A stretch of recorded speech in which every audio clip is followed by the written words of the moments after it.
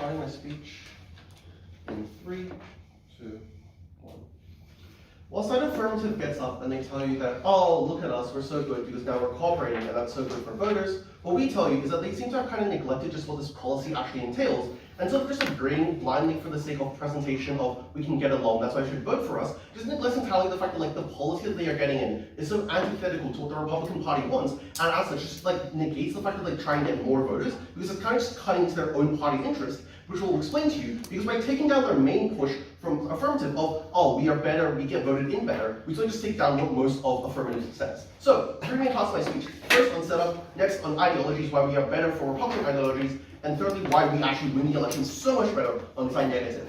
First, on setup, better context. The election is happening this year, later this year. It is very soon, and also Trump is currently just the main front runner, is the current primary for the Republicans, and Trump is just strongly against this budget. That's just a bit of context. I'll sort of bring that into the speech later. First off, next bit of setup, second bit of setup. What happens when bills are rejected by the Senate? What happens is that they sort of undergo a hearing with the House.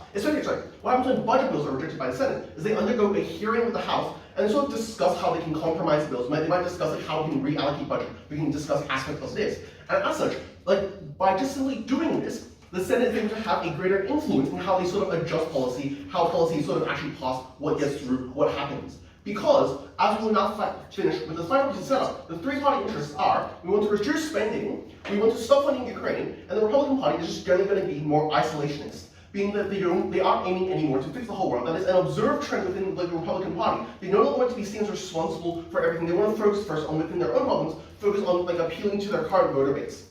So, moving now then, off from setup into ideologies, the first one class that we went on. Why is it so important that we sort of just have all these ideologies for the Republican Party? This party is just kind of based around their ideologies. First off, isolation.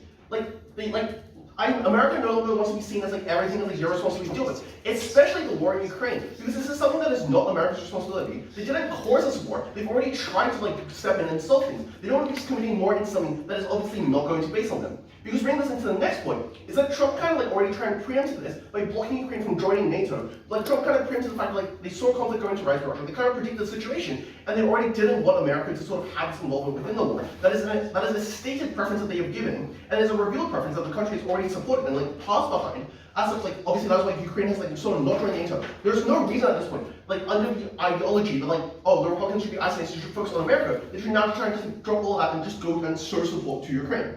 Next, they probably don't want to add the burden of defending others onto themselves, any sort of support for this, regardless of how much 20 billion is. Any support, as in my publication, would just be oh, America now supports defending others. America now supports this. In particular, it sort of goes against Republican Party, breaks their own promises, breaks their own ideologies, and supports this thing. So, actually no, I'll just move on then. So one of the outcomes when you sort of have this better banner under ideologies where you actually follow the original tenets of Republicans. First off, you just stop funding, you stop the funding that goes to Ukraine, and also, because of what I explained to you in setup, secondly, you get increased bargaining power, being that because you sort of rejected this within the Senate, because you are able to negotiate on that, what this means is that you sort of are able to actually bargain over what happens. Because Democrats, who kind of want to seem in control, they want to seem they're actually doing things, they want to seem they're sort of passing things and making things happen. They get more and more desperate when this bill isn't passed. They're more willing to concede other aspects of what the Republicans want. They're more willing to sort of negotiate over things. Because the House quite clearly through this wants to help Ukraine, and that's just only makes them sort of more willing to fall under our characterization, in which you actually get more bargaining power for the Republicans as a whole for their policies for general things. And as such, you can probably use that to negotiate, for example, larger border larger policies relating to the border, because that is something that falls under some negotiations. But also, just having this meeting to discuss the budgets in general just leads to more concessions en masse, because it's a precedent that, hey, we're not just going to roll over and agree with your things. We as a party should still be respected, we should still be involved with these things. You should still cater to the things that the Republicans want. You should just get more wins for Republican policies in general, because you just want a massive amount of not losing your power, especially your ideological power, which is why we just win overall. Obviously, just as a final tidbit,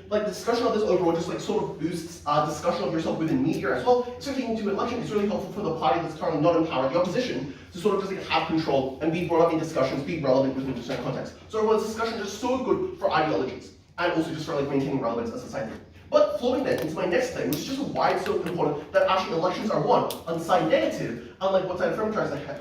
First off, we just minimize spending by not passing. We just don't we just inherently and obviously don't have spending, and that's so important because you sort of just solve the aspects of like the current issues, such as what they mentioned as well, like the cost of living crisis or like the current debt issues and all of that. Because what are some beliefs that like this are currently held? First off, money should be used on Americans to solve American problems. Secondly, spending more is generally seen as causing inflation. Thirdly, the buying of debt which currently occurs generally is seen to lead to less economic growth because it leaves less money in circulation for actual spending on goods. So, overall, what is the point of all of that about why minimizing spending is good? Is because Biden's trying to be seen so far as like failing economically. All these things like the cost of living crisis, like all these debt issues, have just shown, like have just been observed to get so much worse under Biden's current rule. And as such, like swing voters that they try to claim on their side are like, oh, you know, we get the swing voters, we get all these benefits. No, they realize all these issues. And also, with the swing voters that we share characterization of, they are generally going to be ones who generally care for their own self-interest. They probably don't care too much about overseas wars.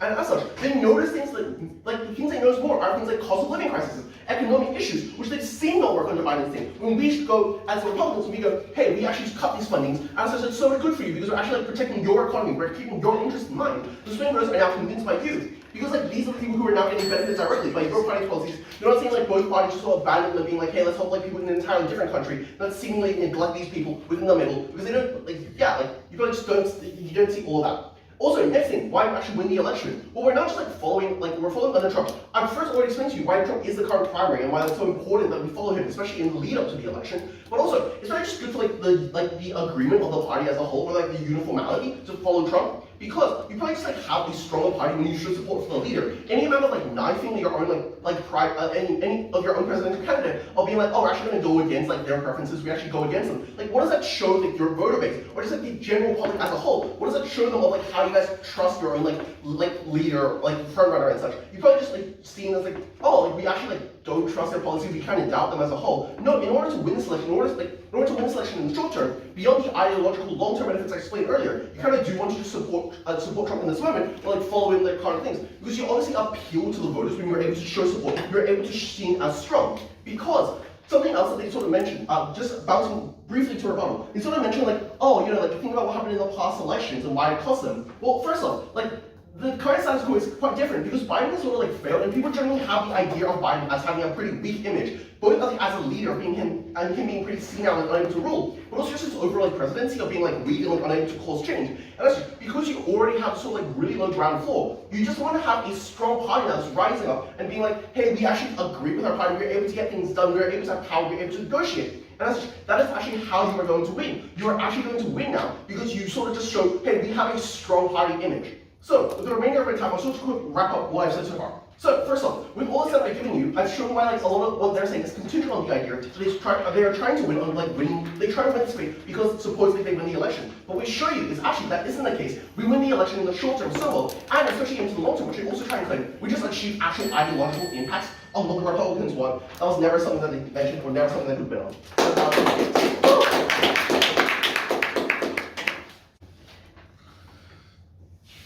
The House and Senate are not unfamiliar to budget hostage-taking, like this border budget. In 1993 to 1995, there were many votes by the House to try kill the superconducting super collider, specifically voting on the budget. The Senate had rejected a $0 budget and was able to negotiate it through the explanation we provide to you in our model, up to a $900 million budget. So, what we explain now is, once again, we've come back to hostage-taking, and this rejection has occurred. We explain that the Republican Party is now in a unique position, going through the systems that are set up between the US Senate and the US House with agreements on budgets, are able to get leverage on this bill. They can enter negotiation and put more things that benefit them. They can get them bigger policy wins. That's what this side affirmative care about. Or if they or they can make other decisions if they decide that they can't get that. They can just project something that they view as bad for voters. This was the most certain benefit in the debate because it's unclear on how the election will occur, but it is clear that you can get benefits from leveraging this policy. Two questions in this speech. Firstly on the election, and then secondly on policy and power.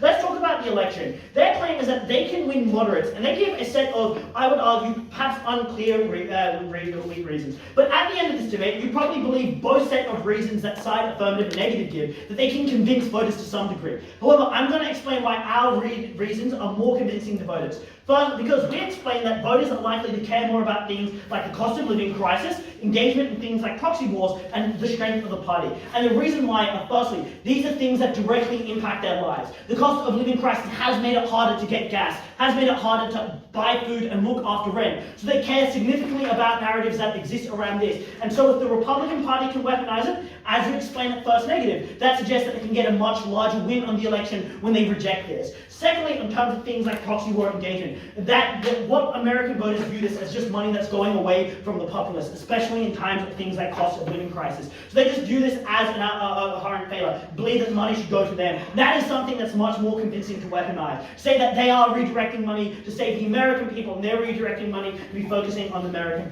people. But finally, on the strength of the party and why that was convincing. Because as they identify, the Democratic Party looks weak because Biden has had a series of failures. He hasn't been able to achieve his major policy goals, and he has just looked weak and incompetent. So when you look like a united party that does listen to your leader, as we explained, Trump will be a new leader of the party, given that he's just won primaries. That suggests then that they are able to so that suggests that they can have a stronger face of the party. They appear more consistent, and that is appealing for moderates in this case, where they have not had a strong government to represent them. That was something that convinced them significantly more, because it was something that impacted their lives more.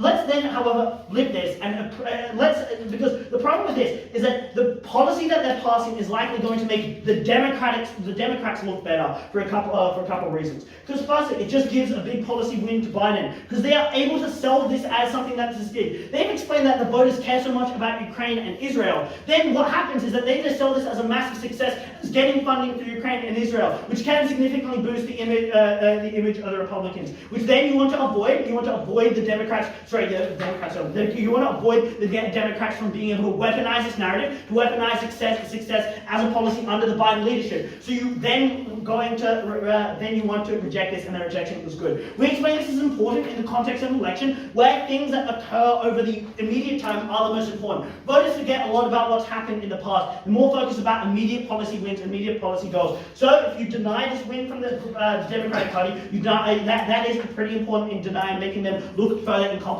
and further being able to pass policy. Because no, their claim is that you make the Republican Party look good at passing policy. I argue the inverse occurs when you reject it, because you prove once again the Democratic Party cannot collaborate with the Republican Party successfully, cannot pass policy that was initially agreed on, that they were the ones who failed the negotiation, that they were unable to pass this through, because they're the ones who have the House at the moment, the most convincing. However, let's engage directly with their mechanisms. They claim the problem with their mechanisms is that the mechanisms are incredibly weak. It's unclear how some slight degree of pettiness is able to overwhelm the context that they explain. It's unclear why pettiness is so convincing to these voters, or is affecting them so much, or is the thing that they're even thinking about in these situations when they see how this vote has gone. And it's unclear why.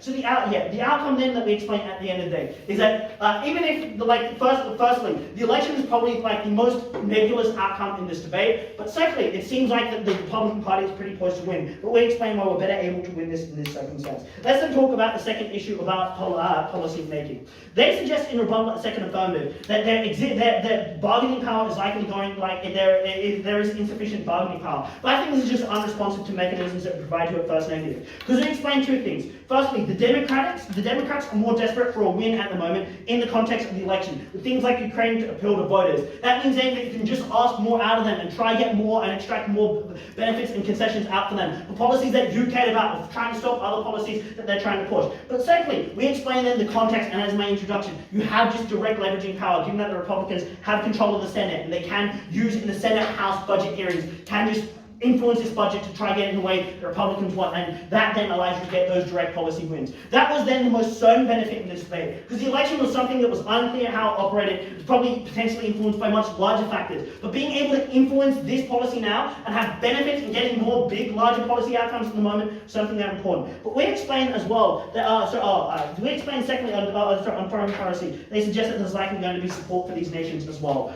They suggest this policy is good because like many people support these nations. The first thing that we point out is that just suggests that generally there's just been the Republican outcry. Like the one thing we know from the English first side is that the Republicans don't want to fund Ukraine, and so it's probably in the interest of the Republican Party to reject this funding for Ukraine, which we explain is a benefit we're able to achieve. But secondly, even if this is a good policy, even if there's a policy that gains support for the nation, the problem is it's unclear why this is the exact thing that allows you to get the win of election, rather than just promising that you'll do other things to help these nations as doing other things to help these nations, like promising more aid to Israel, promising more aid or weapons to Israel and other stuff like that, which you can then do without get able to win through those kind of election promise there. But we explain then that instead it's just a waste of money and to talk about. Finally, though, so then at the end of this issue, the weighing is just like bargaining power, and the outcome that occurs with bargaining power is most certain at the end of the day. Finally, just bring back some miscellaneous rebuttal on the first issue. They suggest that Republican voters will vote either way, and Republicans will vote either way. However, this isn't the case. I argue that Trump appeals to a set of Republican voters who would not vote if Trump was not in office, and specifically in the sense that firstly, he appeals to anti-establishment narratives. But secondly, there often appeals to the feels of the people in the Midwest being left behind. So the people who are going to run for the things in the House of Representatives and Senate need to win their votes against other individuals who are supporters of Trump. So it then is in the incentive of the Republican Party and the Republicans in the party, firstly, to support Trump and go with Trump in order to win his voters, in order to win later. But secondly, we explain that at the point where you look weak and you're voting against Trump, then that means that the people are less likely going to have faith in you as a party. They're less likely going to vote you. They believe that you are someone who isn't representing the leader that charismatically appeals to them, and so then they just do not vote in the election full stop, because they don't engage in a sense of no confidence, which then would suggest that it flips their benefit, because it suggests then Republican voters aren't some symmetric deadlock, but rather we are better able to capture this unique vote of voters, and that suggests probably the most certain benefit in the debate, because again, whereas at least more certain than swing voters, because it's very hard to understand how swing voters will act, but we understand much greater how these Republican voters are going to act and how they care about Trump. For these reasons, perhaps in the day.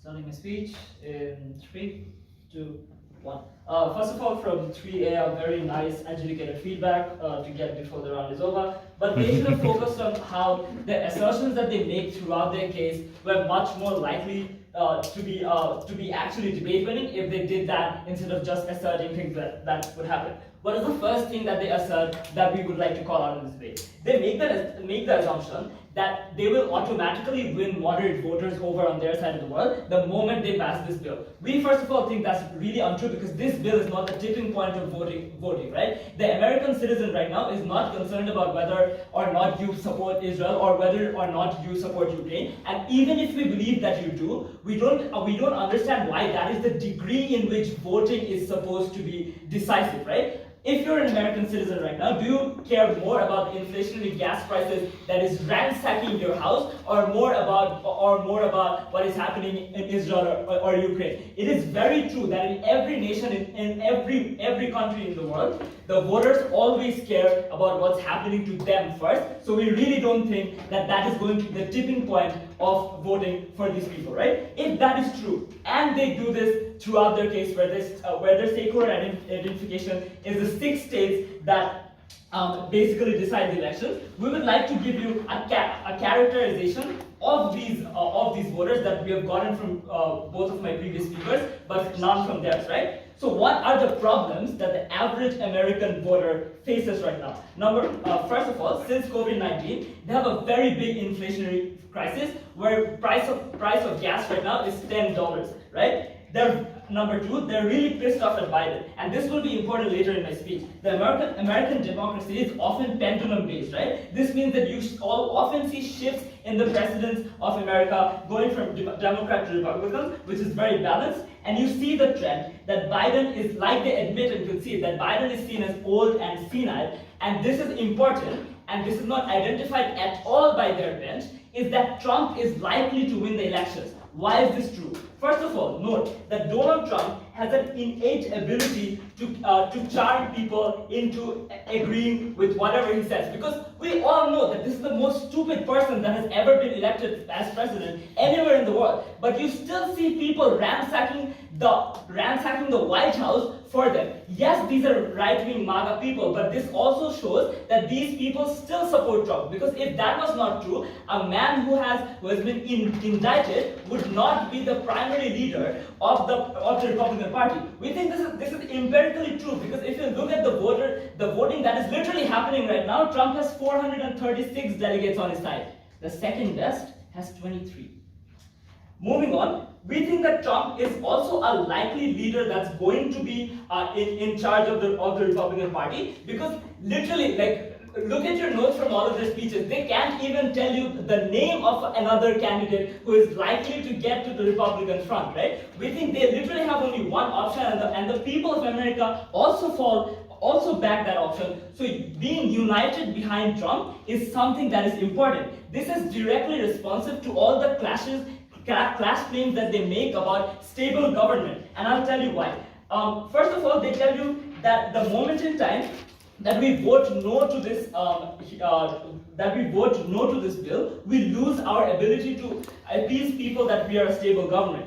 We think this is inherently untrue for two reasons. First of all, the moment in time we vote no for these bills, there's a hearing that happens, right? There's a hearing that happens between the Senate and between the Democrats and the Republicans. The moment in time they cannot agree in the House of Representatives and the Senate. This means at that point in time, when media focuses a lot on this hearing, because this is literally seen as a face-off of politics, we think that we are able to show that we are strong enough that even when Democrats are in power, we can make sure that our policies are the ones that are passed.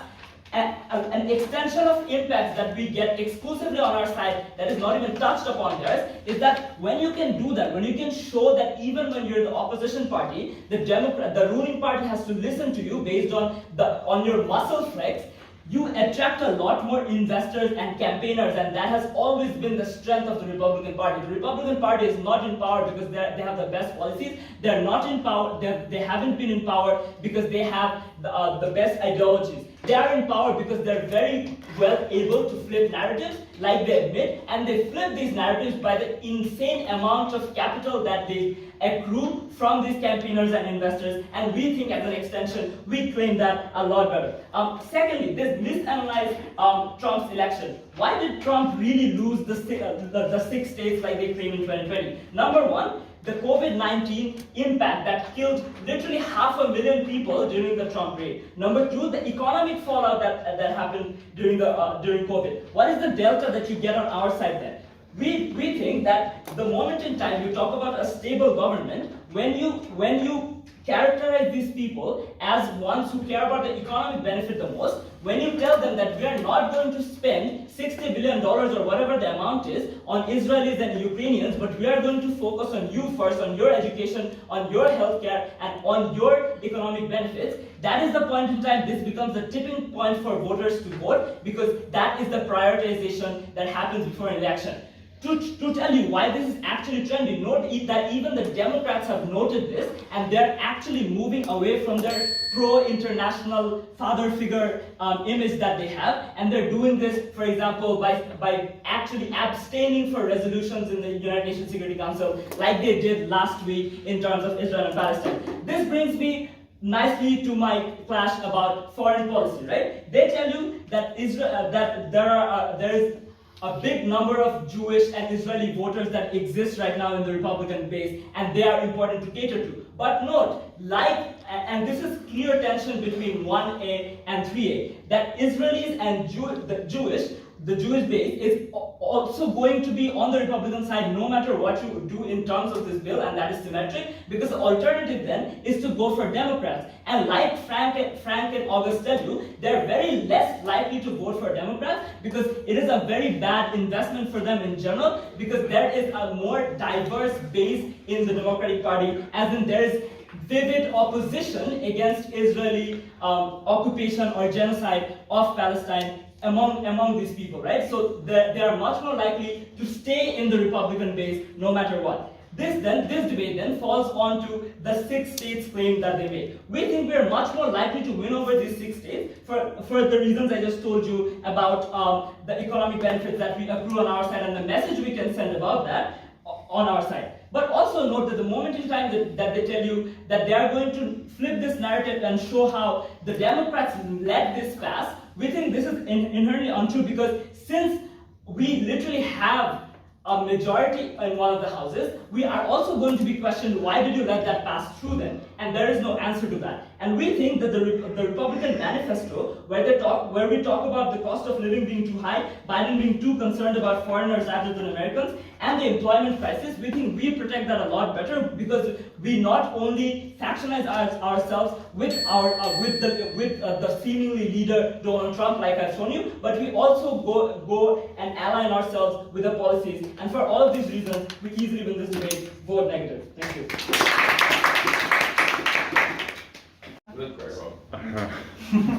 Hi everyone, thank you all very much for that debate today. It was a really quite a good quality debate. We all enjoyed it, especially I think we're all like politics nerds, so it was actually quite an enjoyable debate for us. We're going to give general feedback, go through the results, go through the reasons for the results. General feedback, I think there are three things I want to cover in general feedback today. The first one is this bill has obviously got a lot of things in it in terms of like there's the border bill, there's the Ukraine aid, there's the Israel aid, but all three of those things also have other bills, funding, approaches being used to tackle those issues as well. So I would have liked to hear a little bit more about the exclusivity of why this bill in particular was so important or useful, I guess, on those issues or on swinging voters. Because like obviously there's been additional Ukraine aid, I think, passed since, sorry, not Ukraine, Israel aid passed since then anyway. So like maybe that could be a factor that plays into whether or not that helps or hinders supporters of the Republican Party, depending on whether they pass or don't pass this policy, if it gets funded later anyway. I think building off that as well, there's a lot of claims made about the election, and obviously we judge it as if this does have an impact on the election, but I'm not super convinced that whether or not this will be the bill that people think about at the election day. So it seems to be done a little bit more to amp up why this bill was going to be such, like the voting down of it was going to be such a devastation for the election, or simple, or not a devastation for the election, no one actually cares about it, and it leads to some other harm. So being a bit like placing this bill in context of how much power you think it has, I think might have helped elevate the teams a little bit more. And the lastly is I think there's a lot of interesting stuff in this debate that could have been explored more about how political parties will sell certain messages about the outcome of this bill to their members, to swing voters, etc. Like selling it as the Democrats spending more money or the Republicans being weak on the border or whatever it is. I think that would be interesting to explain a bit more about what exactly are those messages that are being sent and how likely you are to think the message to be successful, who's going to send them, who's going to listen to them, why would people buy into it a little bit more. I think would have helped concretize those benefits a little bit better of how the politics plays out and actually reading the voters. In terms of decision then, we thought it was a close debate. We did have a unanimous decision and have awarded the debate to side affirmative. Congratulations. This OA is going to have, I guess, kind of two small issues. The first being who are voters and the third being further policy, and the second one, the big middle part, is just what do they care about? And I think all of those things then add up to the bigger question of what is more likely to win the election. So the structure's a bit odd, but go with me on the fly, I hope it all makes sense. So the first thing I want to ask is who are the voters we're talking about in this debate? I think first, affirmative is very clear, and the whole affirmative team rather is very clear about, we think, it being these 6 states that are likely to be the swing voters. These are voters who have previously voted for Bush or for Trump but have swung to Biden at some point now, and these are the ones we actually need to care about. I think that is not super contested by negative. I think so negative gives us a general sort of sense of like swing voters is what they're talking about in this debate. I don't think they get specific about where they think they are, who they think they are. So I'm willing for the purpose of the debate to assume they're talking about the swing voters already identified by affirmative. But if there was a different set or a more important set, I think negative is to identify. But in any case, I think it makes a huge difference to then assessing how does this group that we've now agreed is the set in the debate respond to all these various concerns. So for the second part of this adjudication, what do these people care about? I'm just going to list a bunch of things this debate talks about and how they end up falling in the debate. The first thing I want to talk about then is this question of cost of living, because we think this is possibly some of Negative's strongest material in the debate to suggest that the cost of living is a mess, inflation's going up, people are paying a huge amount of money at the gas pump, and it's really affecting them in ways that are harmful, and this is just a big spending bill that we can say we didn't spend on, and that can help them overall. I think, again, this is a question, to put some general feedback in here, this is one of those points where I was like, this bill in isolation of every other political impact in America that leads to cost of living, why is this the spending bill that has that impact? But on the debate itself, I guess it's pretty compelling these people are likely to care about it. However, I think AFT has some good responses here to say that to the extent this does increase spending, they can actually flip the messaging around that and sort of use Trump's charisma, use their messaging techniques, use their power to sell information to say it's actually just the Democrats and blame them for more spending. So the Democrats are the ones spending huge amounts of money overall. I don't think that fully defeats it, but I think what that does do though is sort of mitigate heavily how much harm this would have. As I'm going to go through in the next couple of points though, when you balance it up against the wins they get out of passing this, I think that that tips over the cost of living harm that exists. So what is then the first win I think they get out of this is the second thing thing that these voters care about, and that is the border. I think that AF does a good job here of explaining why the border is likely to be a big concern for individuals in terms of just a general national security issue, a general bread and butter Republican issue, that you want to look like you're actually doing stuff to look like you're tough on the border and to be supportive of it, and it seems bad when you're not supporting policies that invest in border security and tactics like this. I think there's a little bit of a mild tension that I don't think is exploited by negative or is made massively harmful by AF of the idea that these are also states that are far away from the borders, not necessarily proximate to it, but it doesn't ultimately come into much except maybe it marginally weakens this claim. But I think given that we're talking about Republican voters here or swing voters who generally care about border and national security, not taking action on this does make them look a little bit weaker on an issue they care about, and they should prioritise that issue. The third thing, I should note, these are not necessarily any order of priority, just the order I'm saying them. The third concern about these voters that we have in the debate is they care about having like a vision of a party with a strong leader or a unified connection to that leader that they can all follow. I guess there's a question here of just like how big or how important is this compared to other voting issues. I think, however, what AF is able to do is explain, particularly with this group of voters we're talking about, the ones that have flipped a little bit back and forth on Trump over the recent elections, is they may support some aspects of Trump and may support some aspects of Republican policy like borders, etc., but don't necessarily support all of Trump, nor do they necessarily want a Trump lapdog sort of Republican party to exist. So actually, it doesn't matter if they're a little bit not with the leader in this, because it makes the party overall look stronger. Because they can set up some of the worst successes of Trump. So it actually balances that a little bit more, and means I don't think this harm of like not having a unified vision with the leader ends up being as important in the debate. The last issue I want to talk about that this voter cares about is this idea of like this foreign policy participation versus this isolationism that is like that is pushed. Negative here, I think has some good reasoning as to why America tends to be more, always leaning towards a more isolationist vision, looking at examples of Trump trying to block NATO, Ukraine's access to NATO, and trying to pull away as well. I think the responses we get from AF initially kind of misunderstand this claim as being a principal one of what the vision of the party's basically is, but I do think Neg makes a reasonable claim that this is something that is reflective of the populace wanting to be less isolationist as well, so it is a mood of the day vision rather than a principal vision of what the party's ideology is.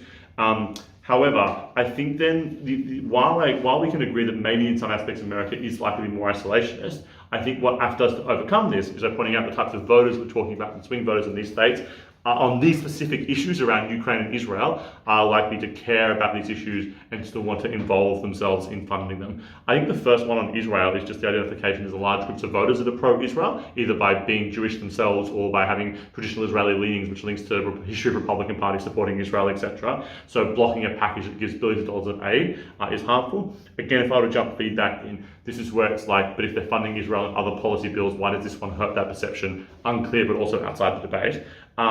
So I think there's a group here, but also I think what is useful from AF is pointing out that given that the more pro-Palestinian approach is causing discord within the Democratic Party, it is useful for the Republicans to create that separation without them being particularly pro-Israel. On Ukraine, I think Ukraine is probably more where I think the Neg gets some power on wanting to be more isolation, not wanting to get that much involved. However, I think AF does two things. Is one, I think they mitigate enough that, not mitigate enough, but they do some mitigation that, like, due to Cold War and communist narratives and that history means that probably are people who are anti-Russia. But also I think just the amount of pressure and weight that's put on the Israel point makes the Ukraine funding contribution a bit less important in this discussion than the Israel one overall. So I think that there could be more weighing between those as to why we might want to not bother with why we're so anti-Ukraine's funding that we're okay to cut Israel's funding or vice versa. But I don't think that comes out at all. So I think at this point then, while we may agree that USA may tend slightly more isolationist, the additional funding this bill provides to those is actually something that's going to get the support of lots of voters that Trump wants in these particular Midwestern states here. So I think at the end of this point then, we're convinced that on most of the issues this debate cares about, most of the issues these voters care about rather, AF shows how voting for this policy would have done a better job of appeasing them than it has not opposing them. The third issue I want to look at then is just this issue of further policy. So what could we do instead and how could this work? This largely settles around, I think, the negatives claim around going back to House committees and looking at what we can do there. I personally found this argument to be quite interesting and quite a useful sort of contribution to the debate about what we're doing instead, what power we now have here. However, I think the problem is there's a bit of vagueness here about, like, well, we could do this, we could go back, we could fight for better policy, we could get better border control, which I think is all I hate to use the buzzword from the debate, but all a bit speculative about what are the actual achievements or things we're pulling out of this committee process. There's a fundamental clear, here's the win we've got, we can trade this off against these wins we've got here, and here's how it changes those voters. I think it's those latter couple of steps we're missing that make it hard to weigh this, even though it had a lot of promise of going there. And so without knowing what that looks like, I think, and it's pointed out by Affirmative responses, it's been 3 months, nothing has happened. Maybe that's a bit of a disingenuous response, maybe things take longer than 3 months, but I sort of know what those things are, how likely they are. I think the last thing in the claim that AF makes on this is that maybe it actually looks bad to do all the working before this point to get together on a bill and then jump out of it. Actually makes you look more inconsistent, makes you look worse on policy and worse in your capacity to govern and be stable going forward overall. So I think that means then that this further policy doesn't make a whole lot of impact, and then we weigh that against all of the election stuff, it actually ends up falling more to AF. And that, I think, is where a lot of stuff around the RNC wanting to win elections and people involved in the party wanting to keep going to win more elections, have more power, all sort of fall to AF as well. There are obviously a few other smaller elements of the debate that I haven't covered, but I hope that explains the main parts of how the debate fell. If anyone has any questions about stuff that wasn't covered or that was covered, very happy to chat and individual feedback. Otherwise, well done, let's get some pizza, let's go home, and good luck for tomorrow's last couple of rounds.